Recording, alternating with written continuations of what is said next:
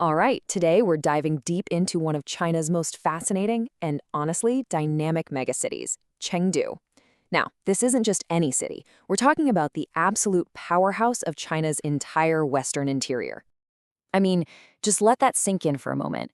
Empires have risen and crumbled, dynasties have come and gone, and yet Chengdu has always been Chengdu. It's this unbelievable continuity that's really our launching point for figuring out what makes this place so special. So let's get the official stuff out of the way. We're talking about Chengdu, the capital of Sichuan province. But it's so much more than that. It's classified as a Beta Plus global city, which is a big deal. And maybe its most critical role? It's the primary gateway to China's massive western interior. Okay, so here's our game plan for today. We're going to tackle this in 5 parts.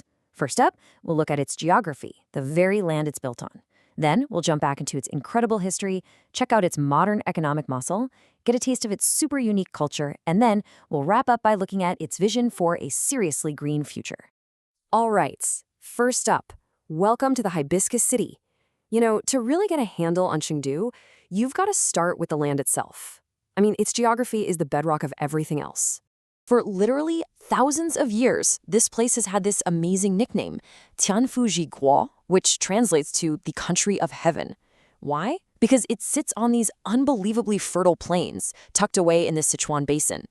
It's been a breadbasket for China for ages, all thanks to being protected by these huge mountains. But that begs a pretty big question, right? I mean, natural fertility is great, but how do you keep that going consistently through floods and droughts for more than 2 millennia? Well, that takes more than just good soil. It takes some serious human ingenuity. And here's the answer, and it is absolutely brilliant. It's called the Duzhangyan irrigation system. Get this, it was built way back in 256 BC, and it's a masterpiece of ancient engineering. It cleverly diverts the Min River without using a traditional dam. And the craziest part? It's still working today. We're talking over 2,280 years later. It's what transformed this whole plain into a farming paradise. And yep, it's a UNESCO World Heritage Site. Okay, so that stable foundation, that agricultural abundance we just talked about, that's what sets the stage for our next chapter, an unbroken legacy. The history here is just deep. I mean, really deep and consistent. The story starts way back with the ancient Shu Kingdom, around 1200 BC. You might know them for their incredible bronze artwork from sites like Sanxingdui. Then, in 316 BC, the Qin state comes in and officially founds Chengdu right where it is today. Fast forward to about 1,000 years ago, and boom, this is where the world's first widely used paper money, called the jiaozi, was invented. And the whole time, through all of that history, it's pretty much always been the capital of Sichuan. But hey, don't let all that ancient history make you think this place is a museum. Far from it. Let's talk about the modern metropolis, because today, Chengdu is a buzzing, high-tech economic engine. The sheer scale of modern Chengdu is, well, it's just massive. Let's put some numbers to it. You're looking at a population of around 21 million people. More than 260 Fortune 500 companies have a presence here. And check this out, about 280 million tourists visit every single year. The numbers are just staggering. So, you see, Chengdu isn't just big for the sake of being big.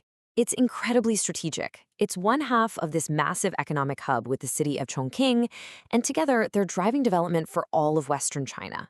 It's a major center for tech and IT, a key financial hub, and to top it all off, it's one of the very few cities in China that has 2 international airports. It's a true global link.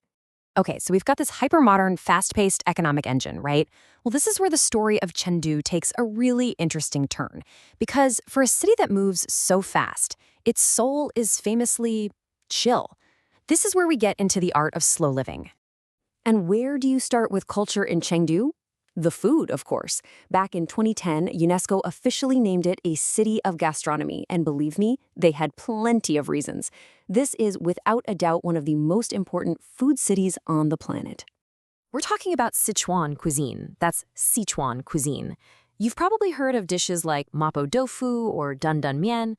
And of course, there's Chengdu hot pot, which is an entire event in itself. But what really defines it, what makes it so unique, is that famous numbing tingle from the Sichuan peppercorn. It's a flavor sensation you just can't find anywhere else. But it's not just about the food, it's also about the tea. And this next number is just wild. There are over 30,000 tea houses in Chengdu. 30,000! That is way more than any other major Chinese city. It's incredible. You see, these tea houses are really the living rooms of the city. They are the absolute heart of social life here. It's where people go to do everything. Socialize, play mahjong for hours, even do business deals. It's all about relaxing and enjoying that famous Chengdu pace of life. So you've got this city with a 2,300-year legacy and this really relaxed, unique culture. So how does it plan for the future? Well, it does it by totally rethinking what a city even is, especially its relationship with nature. Back in 2018, Chengdu kicked off this massive initiative called the Park City Project. And listen, this is not just about planting a few more trees or building a couple of new parks. No, this is a whole new philosophy for urban development. It's about putting nature and sustainability first. And this is the key difference right here. You know, most cities think about how to build parks inside the city. Chengdu's vision is the complete opposite. They want to build a city that exists within a park. It's a huge shift in thinking.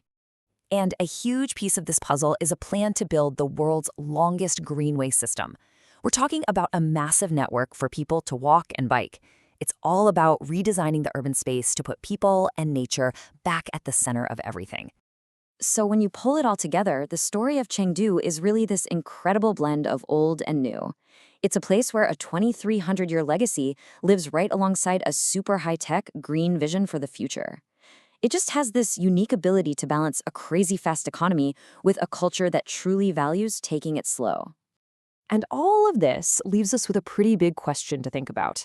You know, as megacities all over the world are struggling with growth and livability, you have to wonder, could Chengdu's Park City model actually be the blueprint for the future of our cities?